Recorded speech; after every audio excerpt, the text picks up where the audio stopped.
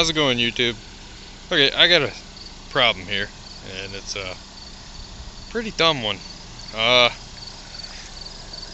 Daytime running lights, 2019 titanium Escape. They never go off, even in park. I reside in the U.S. This car was built in the U.S. as far as I can tell from the Carfax dealer history Oasis report. DRLs never go off. The daytime running lights never go off. They come on as soon as you start the car and never go off. So they change intensity because they double as the park lights, part of the park lights. When you turn the headlights on, or the auto headlights kick on, they change intensity. So anyways, it's been a little bit of an issue. Dealer can't figure it out. They're good people, but I'm gonna get the owner's manual out here, and if you go to the back, it's gonna say, go to D.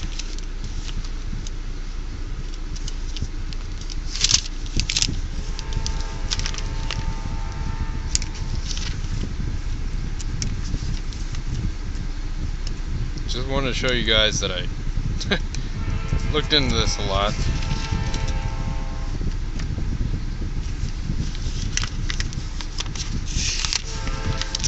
D for daytime running lights. DRL, daytime running lights. C78. Okay. Go to page 78.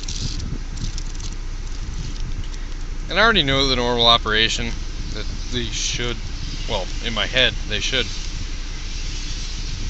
be off when the vehicle is in park.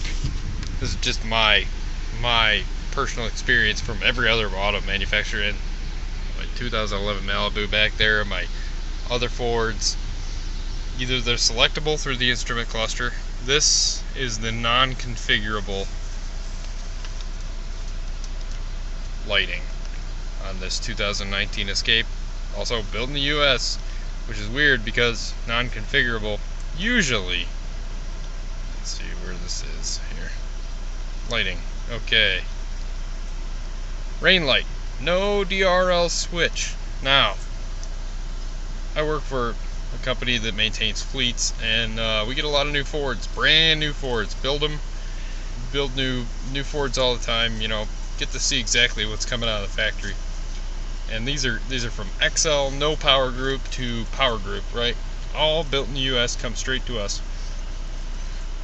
Usually, there's an option to select to turn your DRLs on or off, because in the US, at least in my part of the US, it's not required. You do not. It's not against the law. It's not. You don't have to have your DRLs on. So you see I only have rain light there as an option. That's a problem. You see, this is a 2019 with 13,000 miles with it. So it's basically a brand new car. This is 2021 now. But anyways, so car's never been messed with or anything. So let's see here. Daytime running lights, and there's two types of daytime running lights. There's configurable and non-configurable. So both types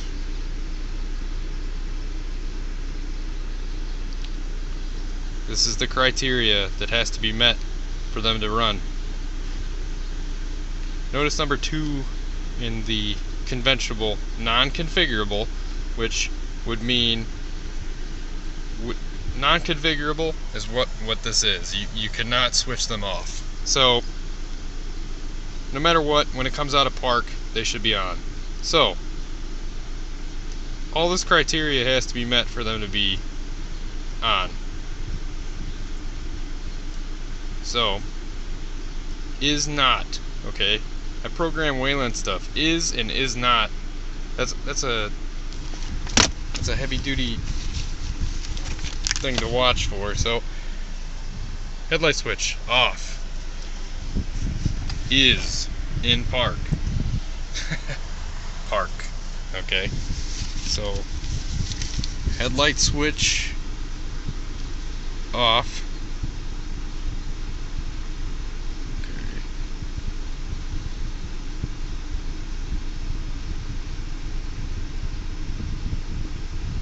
Headlamps off. Transmission is in park.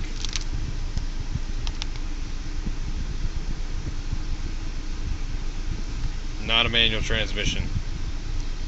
So they used to do that where I had a 03 Suzuki Vitara. It was called drive-in mode, where you could click the parking brake up one click and it would turn off the daytime running lights. And that was specifically per the owner's manual, and I'm pretty sure it's the same for the Chevy Tracker. It would turn off the DRLs. And that brings me to why I'm making this video. It's extremely irritating.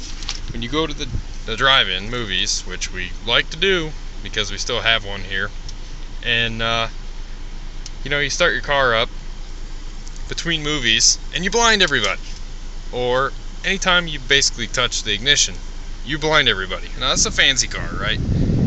Has the intelligent access. Well, there's an upside and a downside of that. Yeah, it makes you a lot lazier, and which is cool but not cool at the same point, because you don't have to put a key in.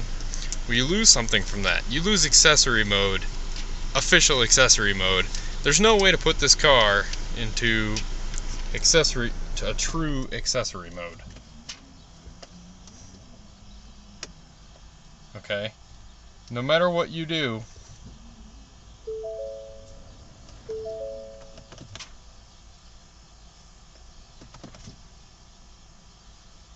okay, that's 2 presses. This is 1 press.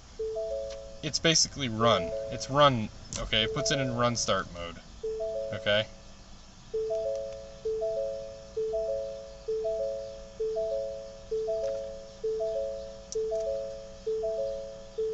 Okay.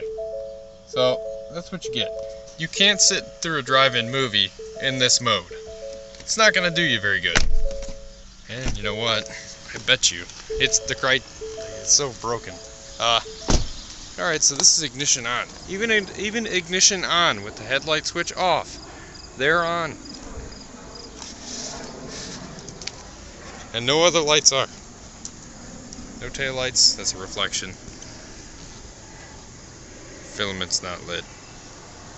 No lights are on. Except for the DRLs with the ignition on. Okay? That's Canadian shit.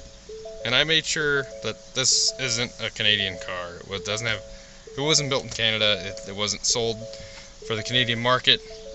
Anyways, I'll get on with it. We're going to read the other part of the DRLs. Principle of operation through an owner's manual. I mean, it's your owner's manual for your car.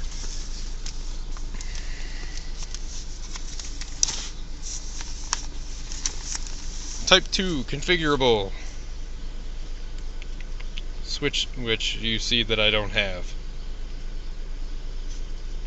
Daytime running lights turn on. Basically same criteria.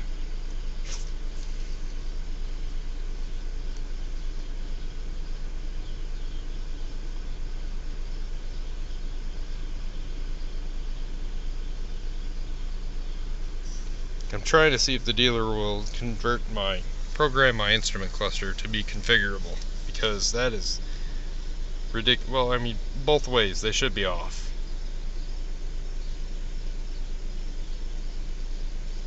So, unless I'm reading this wrong and it's either, or if any of these are on, they will be on, but then they contradict each other. So.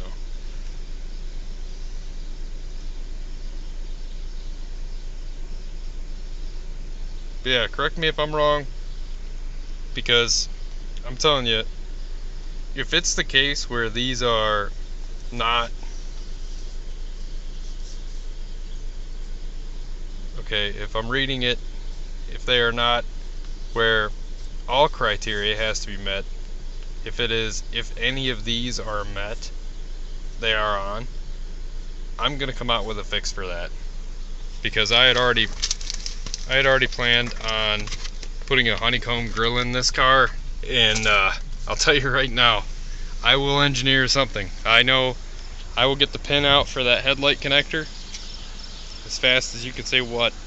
I'll have the front end apart, and I will build a harness, a simple harness, that goes in to the cabin to where it's real simple, elegant, hidden button that you can turn them off.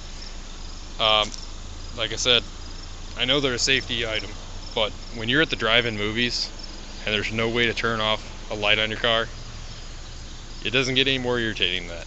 So that's what I got. We'll see you guys.